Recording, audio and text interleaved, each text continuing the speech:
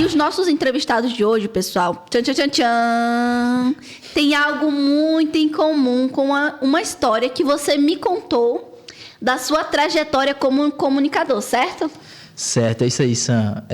Vou trazer aqui um pouco para vocês um resumo, na verdade, da história de quando a gente resolveu, né, produzir um curta para competir durante um dos processos que aconteceu dentro do ensino médio, né?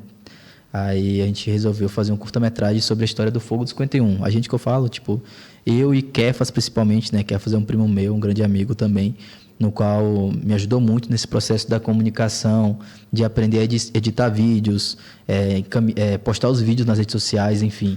A gente resolveu fazer esse curta-metragem falando sobre o Fogo do 51, que foi um massacre que aconteceu no território da Aldeia Mãe Barra Velha durante o ano de 1951, na Aldeia Mãe Barra Velha do povo Pataxó, né, do meu povo, onde meus parentes foram torturados e mortos pela polícia, que ateou fogo em em muitas casas, na verdade, né, deixando uma comunidade praticamente arruinada e muitos mais velhos hoje em dia, inclusive, não gostam de ouvir essa história ou de contar sobre essa história ou de relembrar ela. Inclusive, foi uma das questões também no qual a gente enfrentou durante o processo da produção do curta-metragem. Isso a gente tinha uns 15, 16 anos. Porque os mais velhos, quando ficou pronto, né, alguns mais velhos que assistiram choraram por relembrar essas cenas, enfim. E dentro do roteiro a gente trabalhou com um personagem, né, que era o Tabitirá, no qual foi um dos sobreviventes desse massacre também. No caso, toda essa história, inclusive o Fogo dos 51, para vocês que querem conferir hoje em dia, tá no YouTube também. Ele ganhou menção honrosa durante esse festival que a gente participou, né? Também ele ficou entre os 4 melhores do estado da Bahia. A gente não passou para a parte nacional, mas ficamos entre 4 melhores do estado da Bahia. E todo esse filme também foi gravado com celular, né? A gente não tinha muitos recursos para gravar esse filme. É um filme de uns 5 minutinhos mais ou menos, contando a história de Tabitirá dentro desse Fogo do 51. Mas foi onde também me despertou ainda mais a vontade de continuar o trabalho com a comunicação indígena, de continuar o trabalho trazendo a luta dos nossos povos, né? A luta dos nossos ancestrais, dos nossos mais velhos. E, enfim, a vontade de fazer as coisas com as nossas próprias mãos, né? E também a memória dos nossos mais velhos, dos nossos ancestrais que morreram durante esse massacre ou qualquer outro também que aconteceu. E assim, né, como o filme Pau d'Arco, que vamos falar hoje, vamos falar mais sobre isso agora, né? Por isso eu fico muito feliz de receber nossos convidados aqui no Estúdio Roça, 2 pessoas que estão nesse filme, que é tão importante, e que participou, né? E está participando, ou participou do Festival de Brasília. É isso aí, pessoal. É isso aí, Tucumã. Muito obrigada. E a Ana Aranha, ela usou a câmera para buscar justiça pela memória de um homem chamado Fernando. Fernando, ele foi assassinado, né, pessoal? E não só ele, mais de 10 pessoas, né? Mais 10 pessoas. Ana, de uma forma corajosa, investigou e denunciou uma das maiores chacinas no campo do Brasil. O filme retrata a execução de 10 trabalhadores rurais sem terra, ocorrida em 24 de maio de 2017, na Fazenda Santa Lúcia, no município de Pau d'Arco, no sudeste do Pará. Ela seguiu os sobreviventes e o advogado do caso por 7 anos.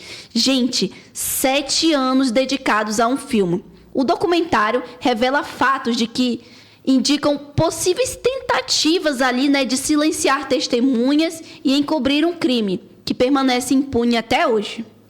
Pois é, o Pau d'Arco foi exibido em sessão especial no Festival de Cinema de Brasília, no Teatro Ari Barroso, no Sesc 504 Sul.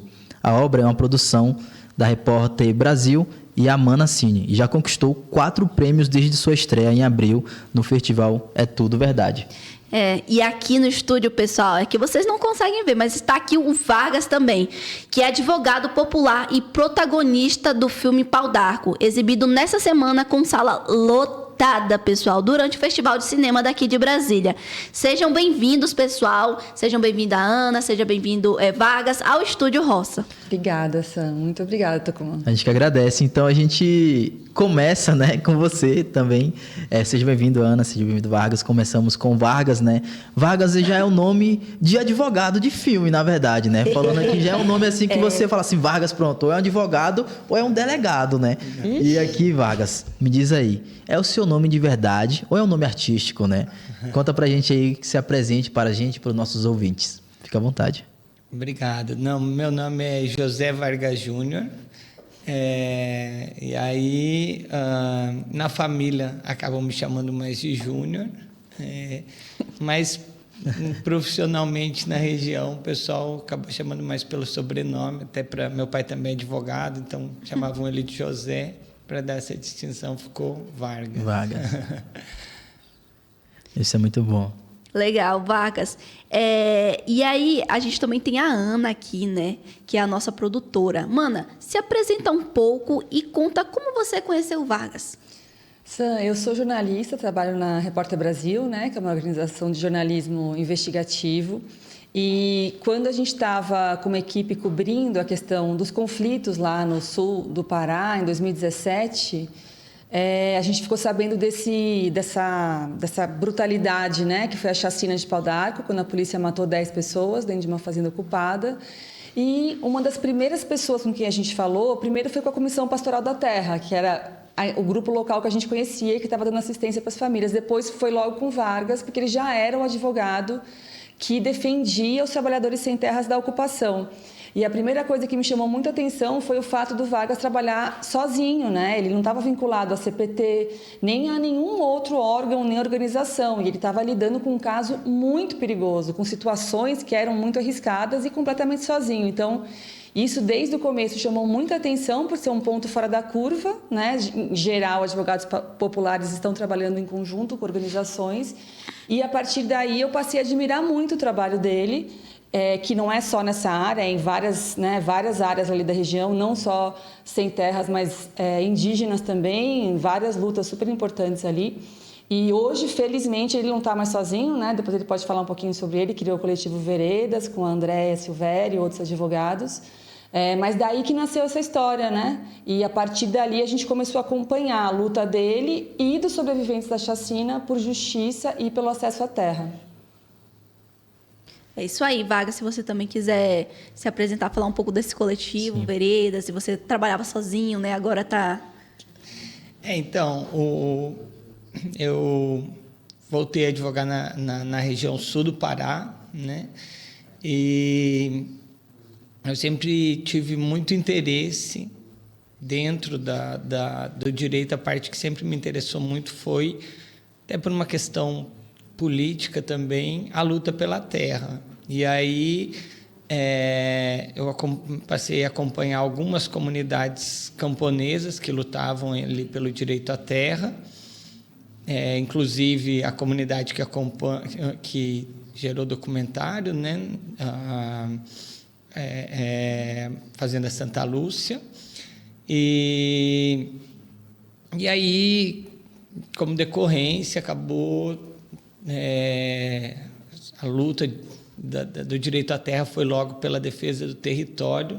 Eu acompanhei também, tive a felicidade de ter convivido com a Tuíra, em razão dessa, né, Tuíra-Caiapó, muito próximo ali de onde eu moro, mesmo município, inclusive, né, município de Pau d'Arco, que é onde fica a Fazenda Santa Lúcia.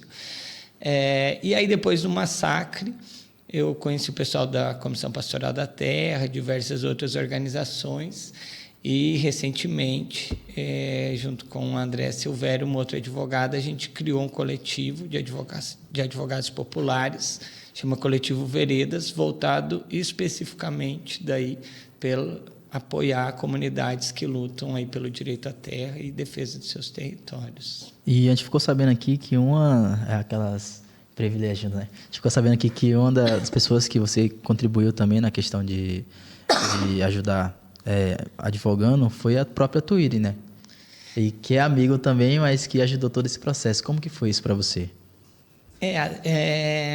Conheci a Tuíra, assim, acredito muito na força do acaso. Era alguém que eu já conhecia, a história, né? Acho que quase todo mundo deveria conhecer, mas quase todo mundo conhece a Tuíri pela defesa que ela fez do território, e né, tem uma foto icônica dela lá na década de 80. Eu mudei para lá e sempre tinha vontade de conhecer ela, mas nunca dava certo. E aí a comunidade dela ali, a terra indígena dela, passou a ser muito afetada por mineração, né? E aquele problema clássico, a mineração ocorre fora da terra indígena, mas os impactos refletem dentro da terra indígena. E também tem a Gorotiri, que é da família dela, do Dudu, que era o companheiro dela, né? Também foi impactado pela mineração. E aí a gente acabou desenvolvendo uma amizade. Eu tive esse privilégio de ter conhecido ela, né? E a partir do trabalho ter tido essa amizade com ela. Foi muito bacana. Que bom. É sempre bom conhecer um pouco mais da história dos nossos mais velhos, lideranças, enfim. Que Fico feliz, que privilégio, muito privilégio. Bom, tem uma frase do filme que você conta que Pau d'Arco fica localizado numa zona de transição de bioma. Então, é onde a Amazônia começa, né, podemos se dizer. E também onde vive o povo Kayapó. Redenção é uma cidade muito indígena. E a gente já teve aqui, inclusive, a própria Mayal, né? Sim, no quadro Mães em Movimento, que é de lá também, enfim. E a própria Célia Chacriabá costuma dizer que todas as terras indígenas que ela conhece foram demarcadas depois de uma matança ou de uma chacina. O nosso quase não sai, chacina. Infelizmente, né? E foi assim no território dela, foi assim no meu território, e foi assim também com os trabalhadores sem terras de Pau d'Arco.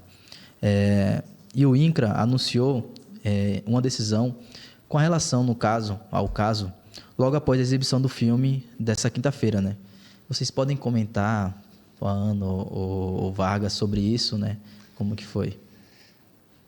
Eu acho que, assim, infelizmente, quem deveria ter o direito à terra, não é só no sul do Pará ou no Brasil, acho que no mundo todo o direito à terra ele é disputado sempre de uma maneira, infelizmente, muito violenta. A gente está vendo agora na Palestina, né, a mesma coisa. Quem tem lá o direito ao seu território está sofrendo, né, ali já passou de um massacre e se tornou um genocídio. Então, infelizmente, a luta pela terra, quando a gente usa o termo a luta pela terra ou a luta pelo território, é porque é uma luta mesmo, né? E marcada por massacres e chacinas, mas o que nos motiva, o que nos dá esperança são essas vitórias, né? A Las Casas ali, que era onde a Tuíri vivia, foi a mesma coisa, né? Eu acho uma das mais incríveis, assim, ter conseguido demarcar a Tei Las Casas, porque foi muito recente, tinha tido um apagamento muito grande naquela região, como teve apagamento em Redenção, da história ali, né, para impedir um levantamento antropológico, e ela conseguiu. E agora, depois de 10 anos, porque a Santa Lúcia foi ocupada em 2015, e depois de um massacre, né, 12 vidas terem tombado ali, a gente tem uma morte que me deixa feliz, que é a morte da Fazenda Santa Lúcia. Então, agora vai morrer a Fazenda Santa Lúcia, o INCRA vai assinar a portaria e vai nascer o acampamento Jane Júlia, que era a líder da ocupação. Então, essa é o tipo de movimento que a gente gosta de ver, né? Morre uma fazenda de um único proprietário, criada exclusivamente para pecuária, e nasce um assentamento para mais de 200 famílias que estão produzindo diversos tipos de alimentos. E, assim, uma coisa incrível, porque eu conheci comida, né? Conheci comida lá que eu nem sabia que existia, assim. Então, é muito bacana isso, assim.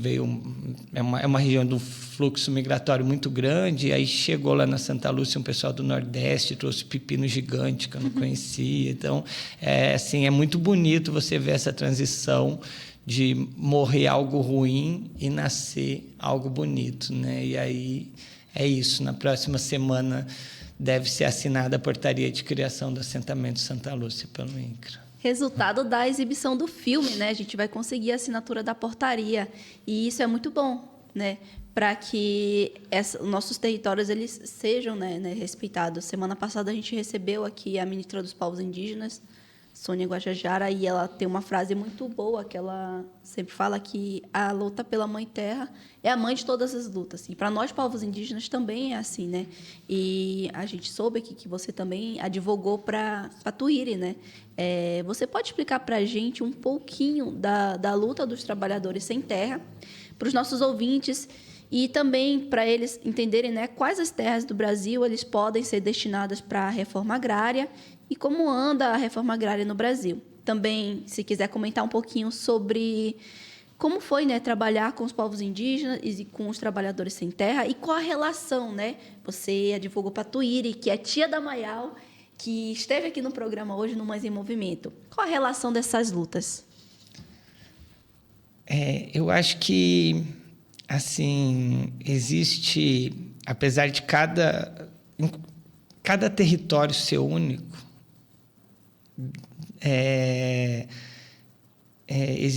existe uma coisa muito bonita, e aí eu digo assim, quando território e terra, você vai num assentamento, cada assentamento é de um jeito. Cada assentamento tem a sua cultura, o seu costume, pode ser do lado. A Santa Lúcia, por exemplo, agora que vira o assentamento Xane e Júlia, ela é do lado de um outro assentamento, que é a Nicolina Rivete. Você consegue quase que ver onde começa um e acaba e começa o outro, vamos usar o termo, porque você tem uma relação única com a terra. Os quilombos é a mesma coisa, nas terras indígenas é a mesma coisa, né? Mesmo quando é uma mesma etnia. Por exemplo, você vai na Gorotiri, que é onde fica boa parte dos parentes da Tuíri e do Dudu, é uma relação. Aí você vai nas Las Casas, ali é outra relação. E existe uma outra... Então, assim, é uma diversidade cultural muito bonita. E quando você vai para o latifúndio, que é quem hoje impede a reforma agrária, quem luta contra a demarcação de terras indígenas, quem avança, né, como a gente teve agora o episódio trágico da Pitereu, ali também um massacre, né, no sul do Pará, ali contra os Paracanãs, contra os quilombos, Mãe Bernadette agora. Você vê que é isso, é uma monocultura contra essa diversidade cultural. Então, eu acho que, assim, cada terra indígena, cada assentamento, cada quilombo é único, mas é único na sua diversidade. Isso é o que eles têm em comum. A diversidade alimentar, a diversidade de músicas, a diversidade de línguas, de costumes, né? E é um enfrentamento ao modelo político da monocultura. E quando a gente fala monocultura, não é só a monocultura da soja, é a monocultura de tudo, de querer ter um tipo de música, um tipo de política alimentar, um tipo de política. Então, eu acho que o que une é isso. E o que é bonito, e o que realmente eu acho que é uma das coisas que mais motiva, é você ver que essa monocultura tem medo dessa diversidade cultural, e aí você tem uma grande diferença, que é a forma como lida com a terra, né?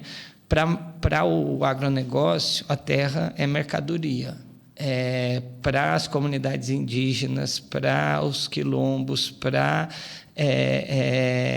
os assentamentos, a terra é vida, né? A relação é outra coisa. Tem que ser assim, quem não consegue ver não entende quando fala assim, não pode ser outro território. Agora, recentemente, a gente estava ali no Pará numa discussão e teve essa proposta absurda, assim, se não poderia pegar os indígenas que queriam aquele território e colocar eles em um outro território, né? Porque é isso. Realmente, para o agronegócio, qualquer terra pode servir, porque é uma mercadoria, né? Ela tem essa característica.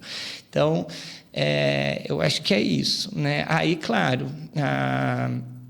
a luta, cada lugar é uma única coisa, de novo, que vai ter em comum, é isso, é uma disputa para ter direito à terra ou para permanecer em um dado território, né? É isso. Rapaz, eu confesso que eu fiquei curioso. Eu não assisti o filme ainda.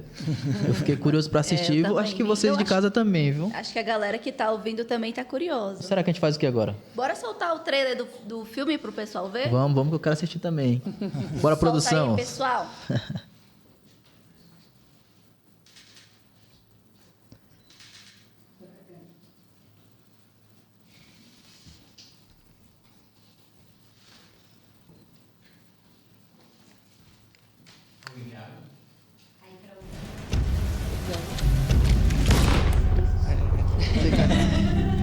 Já viu o trailer uma vez? O Fernando foi o primeiro sobrevivente. Ninguém ganha pacificamente uma terra assim, eu vou liberar para você a terra, se você não brigar por ela. São lavradores sem terras que lutam para ter um pedaço de terra para plantar. Trabalho na terra, bota minha mão na terra. Agora, o senhor acha, doutor, que é justo botar nós na rua depois de tudo isso? A Santa Lúcia é exatamente o início da floresta amazônica. Se ela for destinada para a reforma agrária, em vez de ficar com uma única família, vão ficar 200 famílias.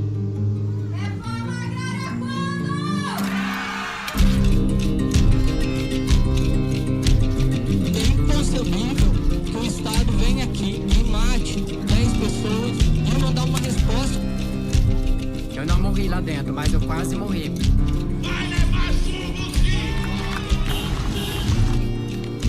É uma guerra e, como toda guerra, é desproporcional. Eles podem matar o testemunho para não ter.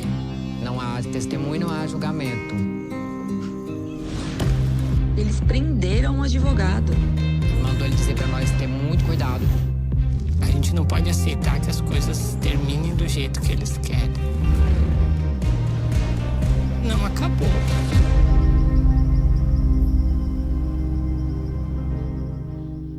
Nossa! Rapaz, confesso que Gente. fiquei aqui já como? Quero assistir ele Eu quero completo. assistir. Vocês precisam assistir, gente. Porque, assim, a gente passa por várias situações, né? Inclusive dentro do meu território. Ontem mesmo estava sofrendo ataques, território da aldeia Mãe Barra Velha, do meu povo. E que é algo que as pessoas desconhecem. O Brasil fala tanto sobre o Brasil não entrar em guerras, né? Guerras de outros lugares do mundo, mas no qual o próprio povo brasileiro e até outros lugares do mundo não compreende que o Brasil vive várias guerras dentro dele, né? Sim. E uma das guerras que tem mais de 500 anos e nunca parou, até agora principalmente, é a guerra que acontece com os povos indígenas, né? Com as comunidades tradicionais, pelo direito à terra, um direito que é nosso, e que infelizmente, muitas lideranças, muitos mais velhos, pagam com a vida por estar nessa luta, por defender algo que não é só pra gente como resultado, né? Como a gente já falou aqui, que é a mãe de todas as lutas, que é a nossa mãe natureza, que tem um significado e não tem um preço. Então, assim, é algo que esse tipo de ação, de produção, traz, né, para as pessoas compreenderem que o que a gente vem passando dentro do nosso país, o que a gente vem passando dentro do nosso território, a qual também a população, elas podem estar somando cada vez mais. Então, Ana, conta pra gente aí quem era o Fernando que você conheceu e o que ele significa para você, para o Vargas e para a família de Pau d'Arco. Olha, Tucumã, o Fernando, desde que a gente começou a filmar, investigar a chacina e filmar assim o que aconteceu depois da chacina, o Fernando se destacou pela personalidade dele. Ele era um cara... sabe essas pessoas assim que não têm medo de brilhar? Ele era muito engraçado, ele era muito extrovertido. E inclusive chamou muito a nossa atenção porque a primeira vez que ele foi entrevistado foi dias depois da chacina. E ele foi a única pessoa que falou assim: pode colocar minha voz, você não precisa esconder o meu rosto, né? E isso foi muito corajoso, porque realmente havia um risco muito grande, tanto que a gente não mostrou o rosto dele, né? A gente só mostrou o rosto dele agora, né? 7 anos depois. E muito certo de que aquela ocupação, aquela luta dele fazia sentido, né? Então foi muito bonito assim conhecer o Fernando, e a gente começou a fazer um documentário certo de que ele era o nosso personagem principal, ele era a nossa estrela do filme, porque todo mundo que assiste o filme se apaixona pelo Fernando, porque ele era encantador, uma pessoa encantadora, né? Trabalhador rural, nasceu no campo, depois veio aqui para Brasília, viveu 7 ou 15 anos, né? Um tempão aqui em Brasília. E depois voltou, mesmo com uma vida super confortável aqui, porque o Fernando ele era gay. Então, aqui na cidade grande... Que apareceu aí no trailer, né? No começo do filme, que Isso. apareceu na cerca? É o Fernando? Ele é o Fernando. Ele é o Fernando. Ele, na verdade, vivia uma vida muito mais liberal aqui em Brasília, né? Onde tem muito mais gente. Então, né, tinha a turma dele e ele se cuidava, enfim. Ele falava sobre isso, que ele sentia a falta da liberdade da cidade, ele sentia a falta do conforto da vida que ele tinha aqui, que ele tinha um salário melhor, enfim, tinha um salário, trabalhava, né, num lugar fixo. Enquanto lá na terra ele trabalhava muito mais, porque ele estava ali colocando a mão na terra, né? Então ele sentia que ele estava assim... perdendo em vaidade, em cuidado com o corpo, mas ele tinha muita alegria de estar ali. Ele tinha uma coisa que assim, eu não tenho nenhuma dúvida de que é aqui que eu tenho que estar. Eu gosto muito, me sinto bem aqui. Então era um cara encantador assim e corajoso. E aí durante muito tempo a gente foi seguindo a luta dele junto com os outros trabalhadores e o Vargas defendendo na justiça, né? Então o filme ele acompanha essa trajetória, né? O Fernando simbolizando ali os trabalhadores, brigando pelo direito de estar naquela terra. E o Fernando Tucumã, a história dele é muito assim forte, porque na chacina ele sobreviveu graças ao namorado dele, né, que levou uma bala e caiu em cima do corpo dele. Então ele ficou de certo modo escondido da vista dos policiais que estavam executando os outros trabalhadores, né? Ele ficou ali por um tempo e depois ele conseguiu se esgueirar e fugir para a mata próxima, e por isso ele virou a principal testemunha, porque ele estava muito próximo da matança, né? Além do testemunho, o Fernando foi o primeiro, né, que teve coragem de falar, né? Depois que o Fernando veio, teve coragem de falar, que os outros sobreviventes também tiveram coragem de falar. Então ele puxou todo o resto. Enquanto que a versão dele era totalmente oposta à versão oficial. Os policiais falavam que tinham sido recebidos a bala, que os trabalhadores tinham atirado contra eles, que eram bandidos. Então, essa era a narrativa, né? Quando a equipe chegou. E o Vargas estava ali tentando achar os sobreviventes para descobrir a história real do que tinha acontecido. Então, o Fernando foi o primeiro que teve coragem. Depois dele, vários outros deram testemunhos que corroboravam, né? Assim, que... É isso mesmo que ele falou, faz todo sentido, a conta fechava. E depois acabou que 2 policiais que também participaram da matança confessaram, né? Fizeram uma delação premiada e contaram como que foi aquela matança. Então, além disso, esse foi o caso que teve a maior reconstituição da história da Polícia Federal. Então, assim, o Fernando foi o primeiro a ter coragem de contestar uma versão oficial super autoritária e super forte na cidade, e a partir da fala dele veio toda a verdade. E essa é uma história muito chocante, porque assim, o que os fatos da investigação apontam? Que a polícia chegou, os trabalhadores fugiram para a mata quando viram a polícia chegando. A polícia foi atrás, polícia civil e militar, né? Foi atrás, perseguiu os trabalhadores dentro da mata. E aí, quando encontrou, cercou o grupo e começou a atirar. Alguns morreram na hora, como foi o caso do namorado do Fernando. Outros sobreviveram e aí, então, eles foram rendidos, eles foram torturados e depois foram executados a queima-roupa. Então, é isso que os fatos da investigação mostram. E na época, acho que pouca gente vai lembrar, mas esse caso teve muita repercussão, assim, sabe? Foi matéria longa no Fantástico, saiu em todos os jornais, internet bombando com essa história e tal. Só que já faz 8 anos e as pessoas esquecem, né? E aí, hoje, esse caso, ele está parado na justiça. E esse é uma das grandes questões que a gente quer levantar à tona agora, né? Com o filme, que é assim, poxa, a gente precisa lembrar dessa história que foi esquecida, que é uma história tão trágica, tão violenta, né? E tão comum, né, Tucumã, como você falou, da história do seu povo e tantos outros que a gente ouve. Então, a memória dessa história e cobrar por justiça. Então, o Fernando... Para responder sua pergunta, o Fernando, para mim, hoje é um pouco isso, sabe? A gente teve, assim, o privilégio de registrar a vida dele, teve o privilégio de entrevistá-lo muitas vezes e conseguir fazer uma homenagem a ele, que é uma homenagem à terra, que é uma homenagem à luta dele. Você disse que o caso ainda está impune, né? Ainda não foram presos os culpados. E, Ana, você foi testemunhando o caso e reportando essa chacina a cada passo. E você entregou provas na mão do delegado, né? Sim. E você, em algum momento, chegou a repensar a profissão de jornalista nessa jornada? Algo mudou? Sam, eu acho que nessa hora, assim, a gente tem muito um senso de que o que deve ser feito, né? Então, não teve nenhum questionamento nesse sentido, assim, de dilema pessoal. Teve só uma angústia muito grande de estar com material muito importante na mão e as autoridades não prestando atenção no que eu tinha para entregar. Então, essa foi a angústia, foi assim, qual que é o papel do jornalista nessa história? Como é que eu faço para levar isso aqui adiante se as autoridades não querem receber, né?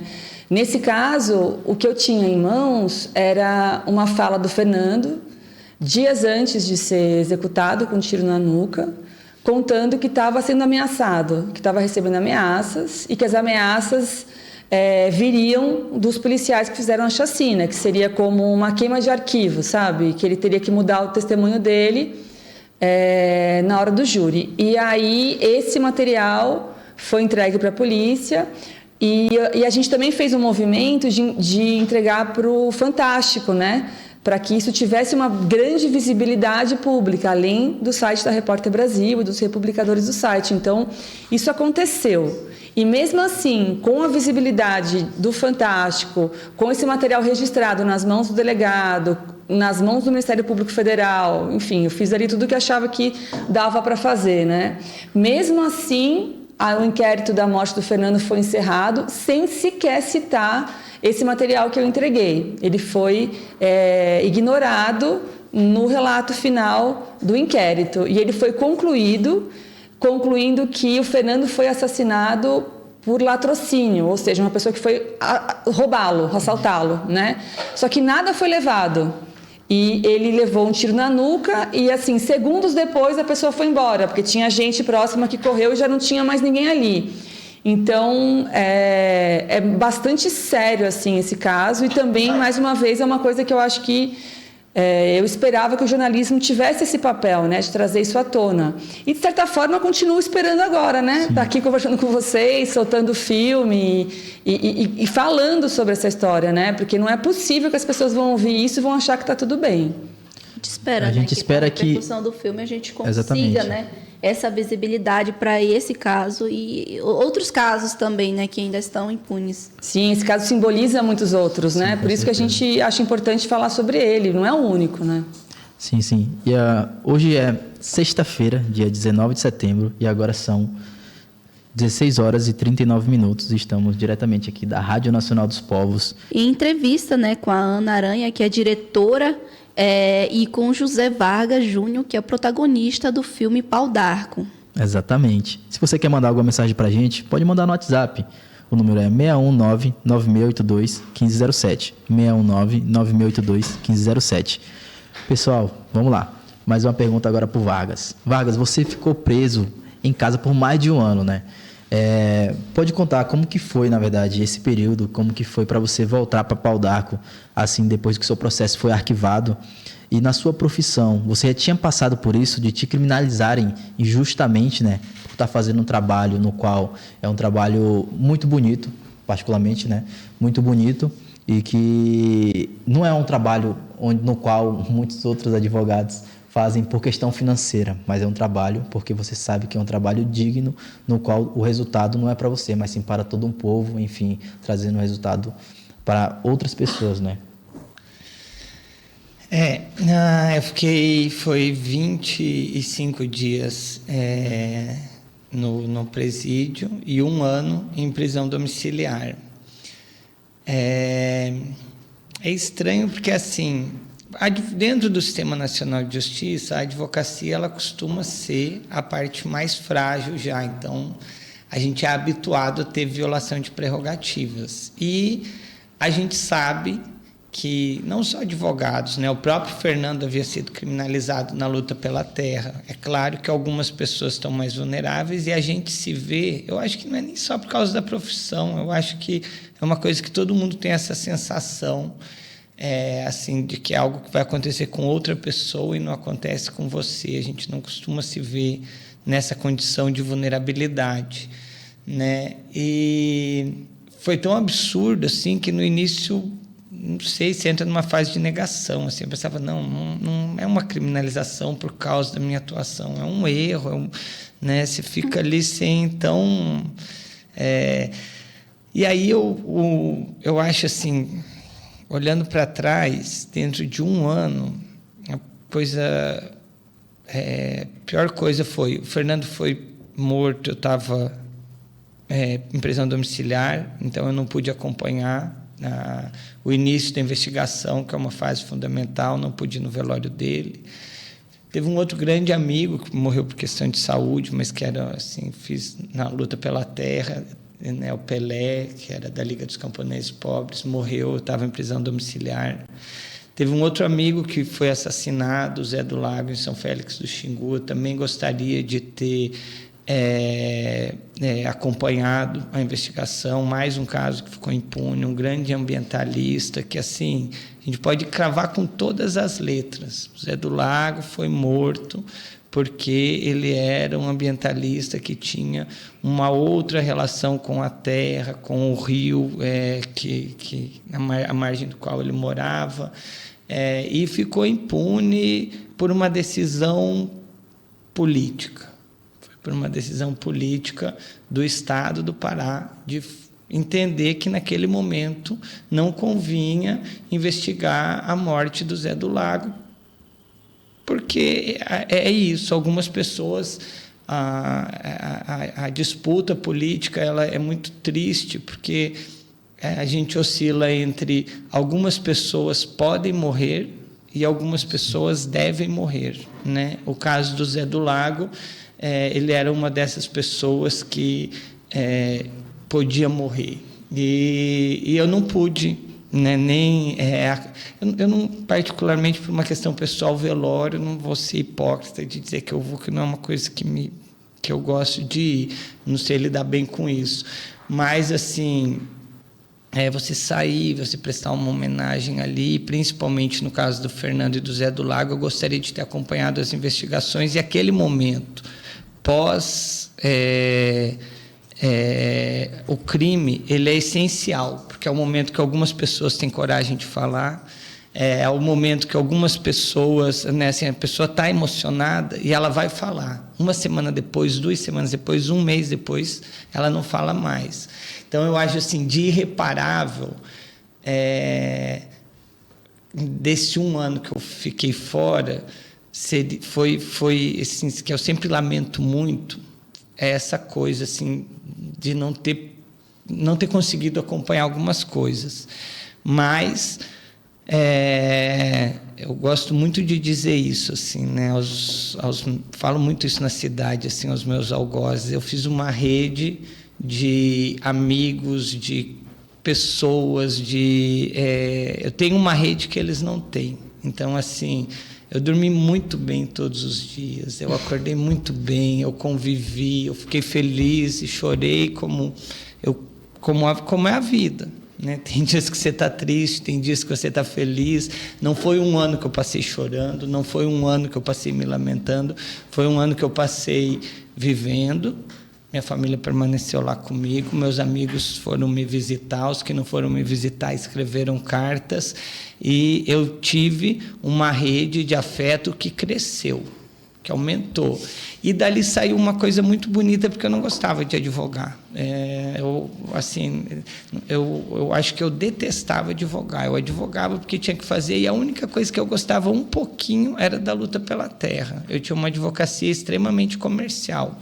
E aí, durante aquele 1 ano, eu pensei muito, será que depois disso tudo eu vou continuar? E, claro, muitas vezes eu pensei, não vou, quando acabar eu vou, sei lá, abrir uma vendinha, passar o dia lendo algum negócio e não quero mais saber, vou morar numa praia, vou morar em outro lugar. E quando eu saí, e que passou um ano que eu saí da domiciliar e voltei a poder advogar, ainda respondendo o processo, mas podendo advogar, eu conversei com um grande amigo meu, que foi o advogado do meu processo criminal, e ele me falou, não, você não pode parar, porque você é um excelente advogado, e assim, ele é um criminalista, essas pessoas que você defende aqui, elas só têm você. E aí, a partir disso, eu fortaleci essa rede, e hoje eu gosto de advogar. E eu acho que tem uma coisa bonita na advocacia que eu faço hoje, que é uma coisa que, especialmente assim, as comunidades indígenas e quilombolas, já que a gente está aqui, eu cheguei e pensei nisso, assim, já tinha pensado isso, né? Hoje eu faço uma advocacia popular e chama Coletivo Veredas. E aí tem a Andréia, que está junto comigo, Dayana, Gabriel, Moniel, então a gente tem outras pessoas. E aí passou a fazer sentido, não mudou tanto não mudou a forma que eu peticiono, não mudou a forma que eu visito uma comunidade, não mudou as coisas que eu falo quando eu vou numa comunidade, mas mudou a forma de que hoje a minha advocacia ela é coletiva. E eu acho que a luta faz sentido quando ela é coletiva. Então eu gosto muito por isso, assim, é isso. Muito obrigado por responder. A luta é coletiva, nossa luta também é coletiva, né? Então estamos juntos, movimento indígena, movimento quilombola, comunidades tradicionais, beiradeiros, a nossa luta é coletiva. Com certeza. Ana, vamos lá. Tu aceita um pouco d'água? Tô bem, obrigada. Tá bem? Que bom. Quais os próximos passos e como que cada um de nós, na verdade, podemos ajudar hoje a pressionar por justiça? E o que é a justiça, na verdade, nesse caso? É engraçado você me fazer essa pergunta, porque essa é uma pergunta que eu faço pro Vargas no final do filme. Então, vocês vão ter que assistir o filme para ver a resposta dele, que é muito boa. Então, começando por essa parte, como assim, o próximo passo é que vocês possam assistir o filme. Com certeza. Espero que todo mundo que tem interesse possa assistir. Esse filme foi feito para ser visto, né? Desculpa, só para poder complementar também. Onde que podemos encontrar o filme para poder assistir? Pois é, essa que é a questão. Vai demorar um pouquinho para ele estar disponibilizado. Por isso que eu estou um pouco com o coração apertado, porque a gente divulga e as pessoas falam, mas onde que eu assisto? Eu falo, gente, então, assim, a gente tem uns meses que ele tem que ficar correndo festival de cinema. Sim. Aí depois que a gente vai fazer um processo de aproximação das plataformas para ver se alguma plataforma tem interesse em veicular o nosso filme, né? Então já fica aí o nosso alô para as plataformas, que a gente vai bater na porta delas em breve. Mas assim, todas as sessões que a gente fez até agora ficaram muito cheias, tem muito interesse para ver o filme e as pessoas têm uma reação muito forte durante o filme, né? É bonito ver, assim, sabe? O Vargas sabe, a Letícia que está aqui viu também. As pessoas dão risada, as pessoas choram, as pessoas xingam em alguns momentos. Nossa. Para mim é incrível, assim, porque a gente fez o filme para isso, né? Uma equipe gigantesca, a gente ficou trabalhando um tempão. Então agora a ideia é que o filme continue circulando em festivais e aí quem puder ir. A gente vai ter uma exibição no dia 3 de outubro, que é uma sexta-feira, no Rio de Janeiro. Às 7 da noite, na Estação Net Rio, no Festival do Rio. E depois disso, a gente vai ter algumas exibições na COP. Então, quem estiver por lá... Eu sei que tem muita gente dos movimentos que vai estar por lá. Pode conseguir mais ingressos aí. A gente já tem uma sessão marcada no dia 12 de novembro, na Casa da COP do Povo. No dia 12 de novembro. É a casa de vocês, inclusive, né? já estão convidados, aí todo mundo convidado, vai ser uma sessão bem especial. A casa, aliás, está linda, não sei se vocês já foram lá conhecer lá em Belém. Não, ainda não, a gente foi... A casa está incrível, a gente teve o prazer de ir lá para ver a projeção, tudo direitinho, vai ser uma sessão bem especial. E depois do dia 12 de novembro, a gente espera ter uma por dia durante uma semana, vamos ver se a gente consegue. A gente está aí negociando os espaços, né? E a gente quer mesmo circular, fazer o filme circular. Tem que aproveitar esse momento da COP, né? Porque é um momento internacional. Então, assim, toda a visibilidade para esses casos são necessários, né? E conta com a gente, da Rádio Nacional dos Povos. Sim, com certeza. PIB, com a CONAC, para estar divulgando o vídeo e também assistindo, né, gente? Sim. Por favor, você com certeza. Não, a gente vai estar lá. Dia 12 de novembro é aniversário do meu irmão, Luiz. Eu acho que ele está até assistindo com minha avó lá em casa, lá em Coro Vermelho. Abração pra família. Beijinho. E hoje é aniversário da Nai. Desculpa, a gente cortou a Ana. Perdão, Ana. Não, gente, mas é isso aí. A gente espera ter muitas outras exibições. Essas são as programadas por enquanto. Nós vamos estar lá, viu? E convidamos as pessoas que estão também ouvindo a gente aqui na Rádio Nacional dos Povos para se fazerem presente também nas projeções que vão acontecer lá na COP, inclusive do nosso filme do Pau d'Arco.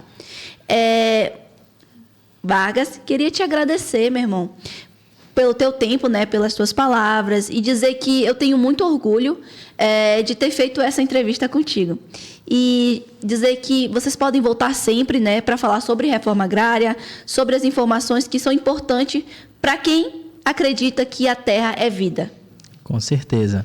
E Ana, eu quero te agradecer também, vocês dois, na verdade, pela presença aqui, por estar aqui com a gente, inclusive desde a estreia da rádio, né? Você esteve presente aqui na estreia também. Foi lindo. Foi lindo, gostou? Especial, foi. Pra gente também foi incrível aquela estreia ali, porque é sempre isso, né? Quando a gente tira o projeto do papel, pra gente ali é o melhor momento, porque as pessoas podem ver o resultado desse trabalho, né? No início ali a gente sempre tem aquele nervosismo a mais para apresentar, enfim, mas a gente tá propício a errar a qualquer momento. A vida é assim, a gente erra e depois a gente aprende. É isso aí.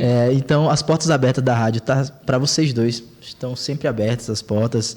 Fiquem à vontade, enfim, para todos os colegas do Repórter Brasil e que sempre acompanham, na verdade, as nossas pautas do movimento social, do movimento indígena, enfim, com muita responsabilidade também, muito afeto pelos nossos parentes.